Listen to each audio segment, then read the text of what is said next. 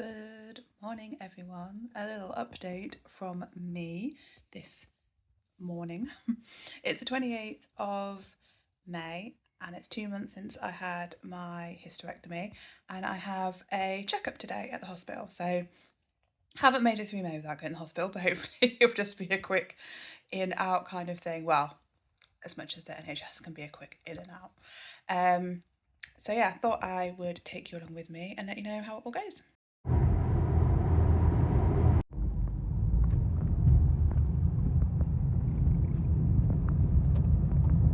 Jeez, I'm in the menopause. I'm documenting this moment, but I just went to the toilet at a hospital and I didn't have to take 20 towels with me. That's the first time this year and last year. I've never taken a towel with me. Have you not? John, what happened to you? So, whilst you were In the toilet? in the toilets, your name was called. Yes. So I got up and walked towards the lady, and she mistook me for you. Yeah, she thought, she... That was a nurse. Called you by accident, by your dead name. When you got up, and she, bless her, thought she'd made a massive mistake. It means that until I talk, I look feminine. No, because if you're on hormones, your voice would be lower as well. Because you've made the transition. I wouldn't have thought it'd be this low though. Yeah, some have quite low. Depends. It affects different people in different ways. Really manly looking man. But by the way, he's being sarcastic at this point because he knows full well. He's like, oh. But yeah, she was very relieved when I came out and met them and realised that Calvin was not a dead name, but was my actual name. There's something there. Yeah, but if you've gone through the transition, you would have got rid of all that. Probably. Yeah. It was quick, wasn't it? Did it even poke my stomach? Or have a look at any of my wounds? Any of your wounds? Oh, wounds. You only have one, you've had it removed. Wounds with a D, John. I mean, they look fine, don't they? Yes. We've obviously been looking at them. And I feel fine, and I've not had anything that feels like an infection or anything, but that was big random. Everyone's staring at me. I wonder why you're talking to your phone. I'm being all, which way did we go? We just went past a waiting room and they're all just like looking at us like... Why is she talking to her phone like a mad woman? They all were quite a bit older as well, weren't they? So Yeah. probably really were confused. But anyway, everything seems fine. She's happy. What? What's a vlog? I'm going to have to stop this video because it's just going crazy. Right, we're in the car now, so I'm going to try and do a more serious and a video that makes sense. So basically, we're only in there for like 2 minutes. As I said, they didn't look at my stomach or anything like that. Just sat on a chair, asked a few questions, mostly about to see if my ovaries were still working. So I've had some hot flushes. They seem to come in sections. So I think there's like dips in the estrogen and stuff that my ovaries are producing. So I haven't had one for quite a while, which is good because it's hot out there now. I don't really want a hot flush in this heat. And then, so I think it depends maybe on where I would be in my cycle naturally, if I still obviously had a uterus. But that's it. Otherwise, obviously, I feel fine. I haven't had any like infection or anything like that. So she basically said she'd recommend, because it was a bit confusing about what the results were from my hysterectomy, wasn't it? Because I got a letter saying this, that and the other, and then she was like, I didn't actually say that on here. So I'm like, oh, okay. So, but she says because the doctor saw endometriosis, he's saying that when it comes to HRT, that usually when you don't have a uterus, you just have the estrogen only HRT, but she says the combined one would be better because of the endometriosis. But I'm not at the stage where I want HRT yet, though it is something I've read a lot about and I'm not against. But at the moment, because obviously hot flushes and itchy ears is basically all I'm getting at the moment, and the hot flushes aren't all the time, I'm going to leave HRT for now. I'm sure I'll have fun with it later. And obviously I'm changing a lot with my clothes, going for more natural fabrics to help with things like that, and vitamins, and I've also got some exercise stuff that I'll be doing once I've got through the 3 months of recovery and I can get back to it. So I have got some things that I'm going to help myself with first before I go to HRT. But anyway, so that I think is the conclusion of it, isn't it? Yes. Yeah, so it's quicker than we thought it was going to be. So we're nipping to the shop, aren't we? Because you've got a few hours off work. Yes, took half a day off work. Yeah, took half a day off work for this. So we'll be going back later. Well, I'll say going back later, you're at home. I will be. Working from home. Yes. And yeah, so we're just going to nip to the shop. But yeah, positive news. I thought I'd add to the end of this video, because I mentioned it in the last segment, about how I'm starting to sort of look after my body and my well-being going forward into this new part of my life of perimenopause, menopause, and then post-menopause, whatever. So I thought I'd start off with the vitamins. Obviously, I'm not a doctor. I just want to point out, I feel like that's pretty obvious, but just in case you didn't know, I'm not a doctor. I've done a lot of research and things, but obviously you need to go and do your own research. Everybody's different, but I thought I'd share what I've found, and then you can always have a look at them to see if you think they're a good fit for you. So obviously I'm right at the beginning of all this. I've mentioned before I've had some hot flushes and stuff, but basically my symptoms are really mild at the moment and a bit kind of sporadic because my ovaries are still working by the sounds of it. So vitamin wise, I've gone for, these are Nutrition Geeks, all these are by, and these ones are vegan, which is another reason why I went for them, because I only take obviously vegetarian or vegan supplements.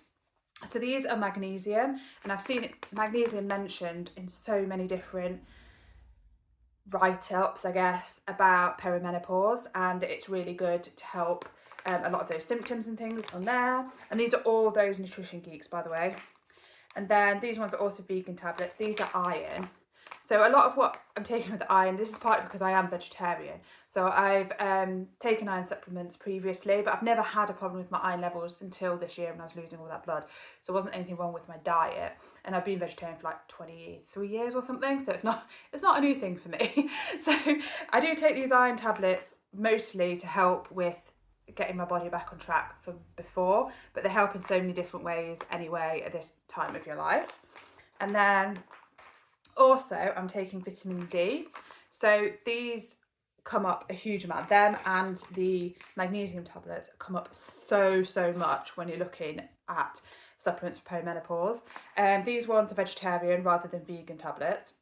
Also love the fact they're like recyclable package and stuff, and yeah, anyway, so these are good for your immune system. And obviously as well, when you're in the UK, we don't get a huge, apart from at the moment because we're in a heat wave, a huge amount of vitamin D, so it's important to try and get add supplements to it. Obviously I want to try and get as much of all this supplements natural as possible, and I've changed a lot to do with my diet as well, to make sure I'm getting the right sort of vitamins, the right minerals or whatever, to go forward in the perimenopause and so forth. So yeah, they're the 3 vitamins that I've chosen to take at this stage.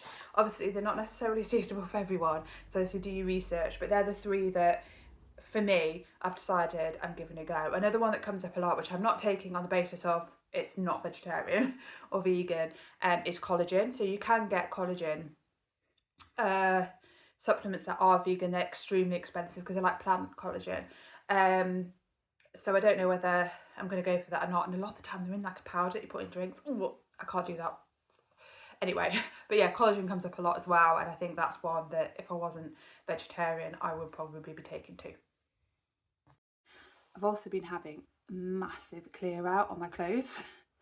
So natural fibres like cotton, linen, and for summer and stuff like that are best if you're going through perimenopause, because they help with the hot flushes and various symptoms, yeah, rather than like polyester and viscose and stuff that's like plastic.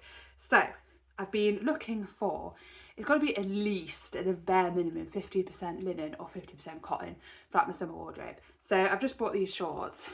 These are 100% cotton, and these are from Sainsbury's. I think Tesco's does really good cotton and linen things as well that aren't too expensive, and so do H&M. I've been having a little look on Vinted as well, and both the top and the bottoms that I'm wearing now are from Vinted, and they're both linen, so I'll just show you what I'm wearing.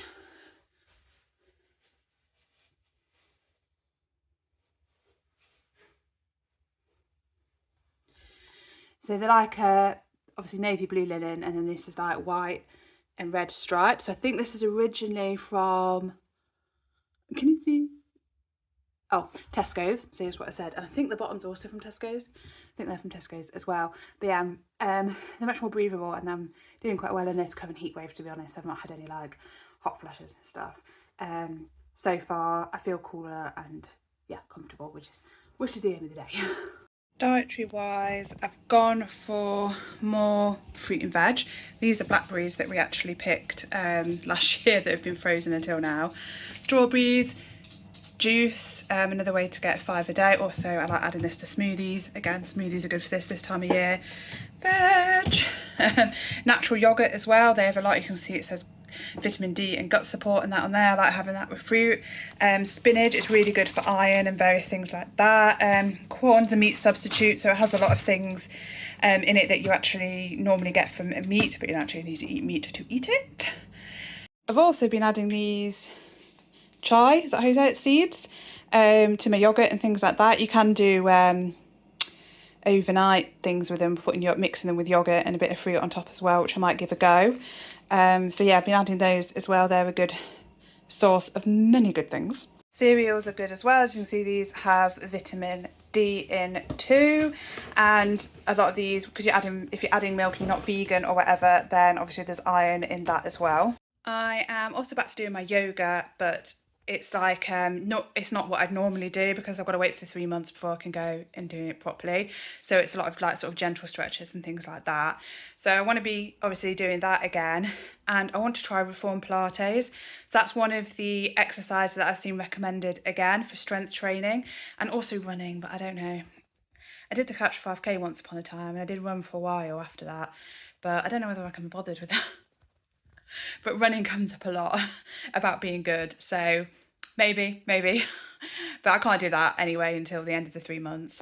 So yeah, that's what basically I'm doing to try and help my body and help myself. There's a lot more education out there now than there ever used to be. You know, when my mum went through the menopause or whatever.